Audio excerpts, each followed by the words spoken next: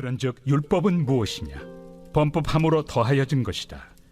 천사들을 통하여 한 중보자의 손으로 베푸신 것인데 약속하신 자손이 오시기까지 있을 것이다. 그 중보자는 한 편만 위한 자가 아니나 하나님은 한 분이시니라. 그러면 율법이 하나님의 약속들과 반대되는 것이냐? 결코 그럴 수 없느니라. 만일 능히 살게 하는 율법을 주셨더라면 의가 반드시 율법으로 말미암았으리라. 그러나 성경이 모든 것을 죄 아래에 가두었으니 이는 예수 그리스도를 믿음으로 말미암는 약속을 믿는 자들에게 주려 함이라. 믿음이 오기 전에 우리는 율법 아래 매인 바 되고 계시될 믿음의 때까지 갇혔느니라. 이같이 율법이 우리를 그리스도께로 인도하는 초등교사가 되어 우리로 하여금 믿음으로 말미암아 의롭다함을 얻게 하려 함이라. 믿음이 온 후로는 우리가 초등교사 아래 있지 아니하도다. 너희가 다 믿음으로 말미암아 그리스도 예수 안에서 하나님의 아들이 되었으니 누구든지 그리스도와 합하기 위하여 세례를 받은 자는 그리스도로 옷 입었느니라. 너희는 유대인이나 헬라인이나 종이나 자유인이나 남자나 여자나 다 그리스도 예수 안에서 하나이니라. 너희가 그리스도의 것이면 곧 아브라함의 자손이요 약속대로 유업을 이을 자니라. 할렐루야. 오늘 하루도 말씀을 통해 오직 예수 그리스도를 향한 믿음 안에 든든히 서시기를 축복합니다. 바울은 계속해서 갈라디아 교회 안에 있던 율법주의자들의 논리에 맞서서 참된 신앙의 원리를 교훈합니다.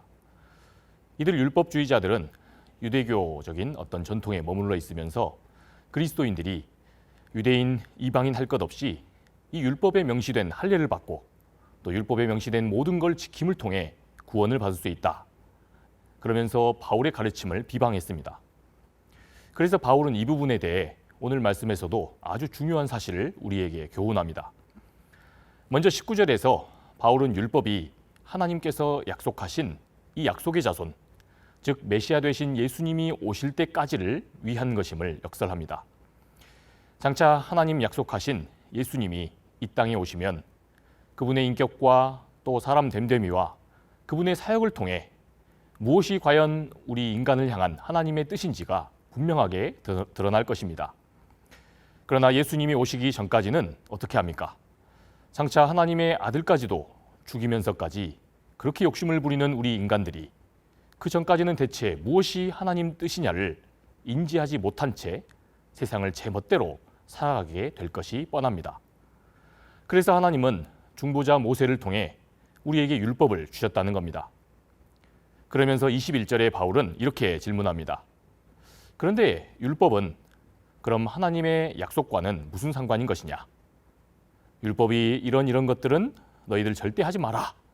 이런 금지의 조항이 많으니까 하나님 약속과는 어떤 반대되는 그런 것이냐? 바울은 이에 대해 약속도 그 이후에 주신 율법도 동일한 하나님께서 주신 것이므로 일관성이 있을 수밖에 없다라고 말합니다. 그러면서 다시 이러한 논리를 이어갑니다. 이렇듯 먼저 우리에게 주신 그 하나님의 약속이 아직 성취되기 전에, 즉 예수님이 이 땅에 오시기 전에 우리에게 율법을 주심도 하나님의 뜻인 거라면, 그럼 지금 갈라디아 교회에 들어온 바울의 이 반대자들의 주장처럼 하나님의 뜻은 이 약속의 성취로 보내신 아들도 믿고 또 아들이 오시기 전에 주신 이 율법도 완벽하게 잘 지키는 것이 된다는 것이냐? 바울은 율법을 온전히 다 지켜야만 구원이 있다고 주장하는 이 적대자들의 그 논리를 결국 인정할 수밖에 없는 것이겠구나. 이러면서 이 반대자들에게 동의해야 한다. 이런 논리를 취하는 것처럼 보입니다. 여러분, 그러나 바울의 진짜 의도는 다른 데 있었습니다. 오히려 언뜻 보면 약속의 아들도 믿고 또 율법도 온전히 지켜야만 구원을 이루겠다 싶은 이 논리에 어떤 문제가 있는지를 예리하게 짚으려고 이것을 하나하나 논쟁해 갔던 겁니다. 여러분, 그렇습니다. 언뜻 보면 그게 이치에 맞아 보입니다. 그러나 바울은 갑자기 22절에서 이렇게 선언합니다. 그러나 성경이 모든 것을 죄 아래에 가두었다. 이 말뜻은 하나님의 뜻이 담긴 율법책이 혹은 이 성경책이 사람들에게 죄를 짓게 만들었다. 그런 의미가 아닙니다.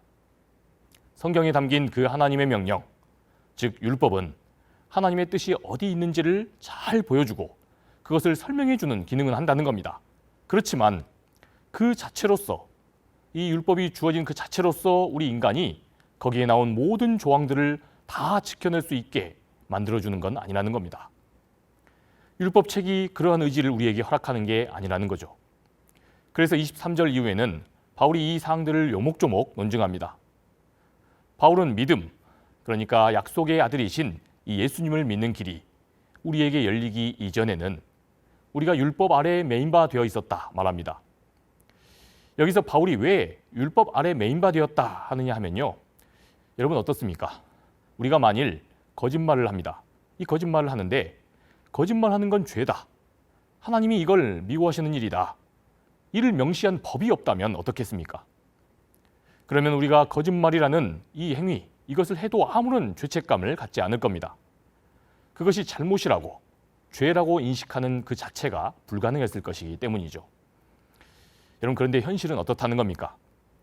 하나님의 뜻이, 즉 율법이 거짓말, 이 거짓말이라는 것은 하나님 뜻이 아니고 이처럼 명시적이다, 명시적으로 이렇게 기록을 했기 때문에 그렇게 알려져 있게 되었으므로 어떻습니까? 우리가 거짓을 쫓는 행위를 할 때마다 죄의식을 갖게 되었다는 겁니다. 여러분 그러한 의미의 연속편상에서 바울은 24절에 이렇게 이야기하고 있는 겁니다.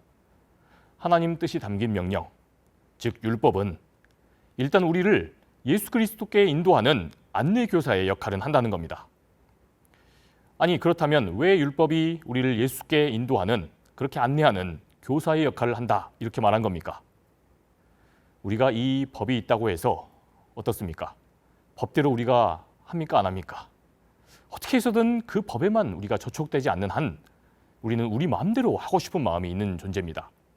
우리 이기심대로, 또한 이익이 되는 대로 살고 싶은 것이 우리라는 거죠.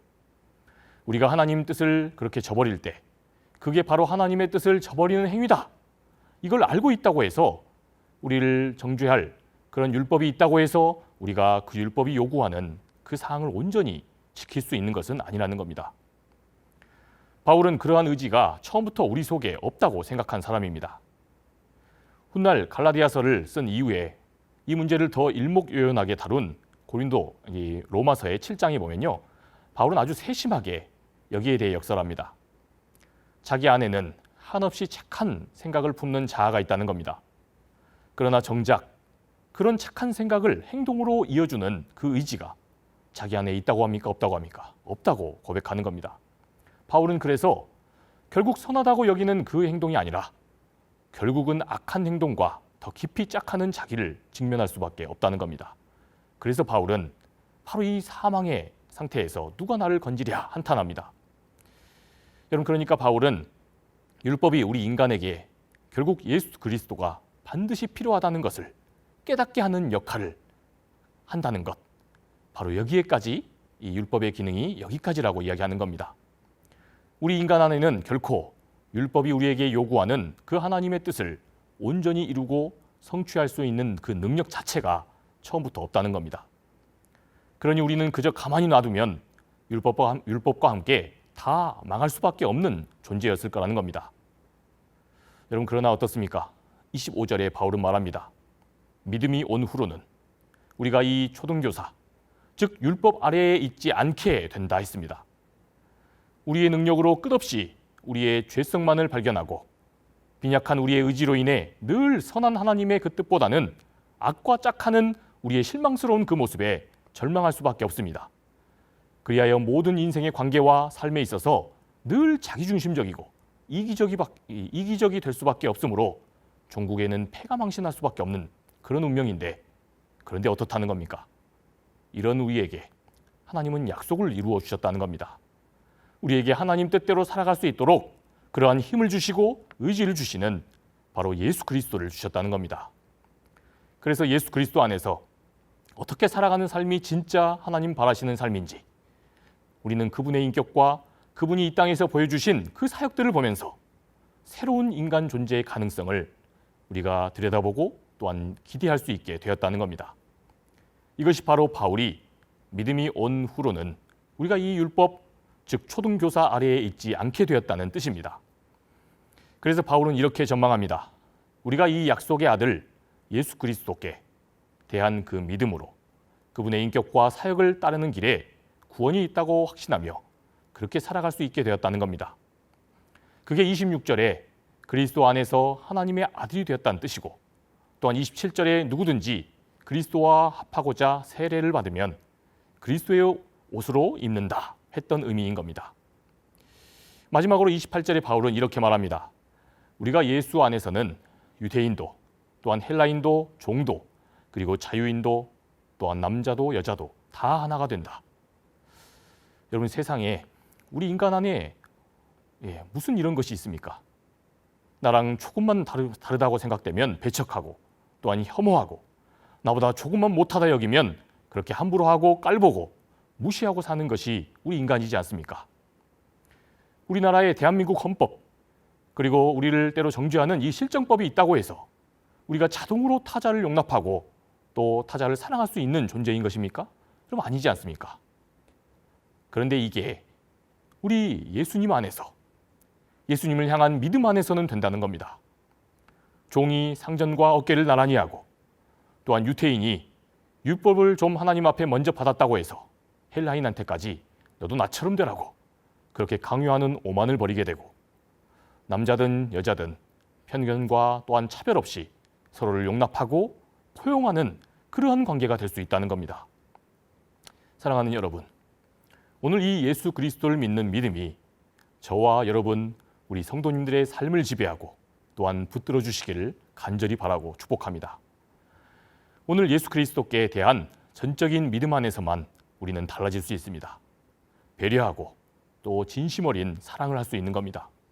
바로 이러한 확신 속에서 오늘 하루 귀한 그 삶을, 귀한 믿음의 열매들을 맺어가시며 그렇게 주님의 이름을 높일 수 있기를 축원합니다. 기도하겠습니다. 주님, 은혜를 감사합니다. 우리의 능력만으로는 이 율법이 요구하는 하나님의 그 뜻이 담긴 그 말씀이 의도하는 바를 다 실행할 수 없는 존재임, 그런 존재가 우리임을 들여다봅니다.